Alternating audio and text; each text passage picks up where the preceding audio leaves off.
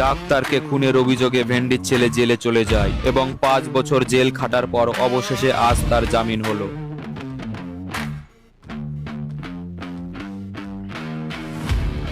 যা, আজকে থেকে একটা সুন্দর জীবন যাপন শুরু করবি, আর উল্টো পাল্টা সিদ্ধান্ত নিবি না যাতে আবার তোর জেলে আসতে হয়। একদম স্যার, একদম স্যার। একটু খৈনি হবে? তোমার ছাড়া আমি শোনা থাকতেই পারি না, জানো তো। এই দাঁড়াও দাঁড়াও, ভেন্ডির ছেলে যাচ্ছে। এই ভেন্ডির ছেলে ভাগ, কানকির ছেলে।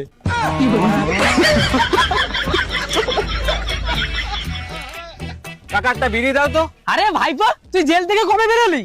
এই তো আজ সকালে। তারপর এখন কি করবি ঠিক করলি? ভাবলাম এখন থেকে আর বদমাইশি করব না, মা বাবার কথা শুনে চলবো, আর একটা ভালো কাজকর্মে ঢুকে যাব। বেশ, তো তাহলে আমার সাথে কাজে চল। হ্যাঁ, যাওয়াই যায়। ঠিক আছে ভাইপো, আজকে বিকেল বেলা মাঠের সামনে চলে আসবি, আমি ওখানেই থাকবো।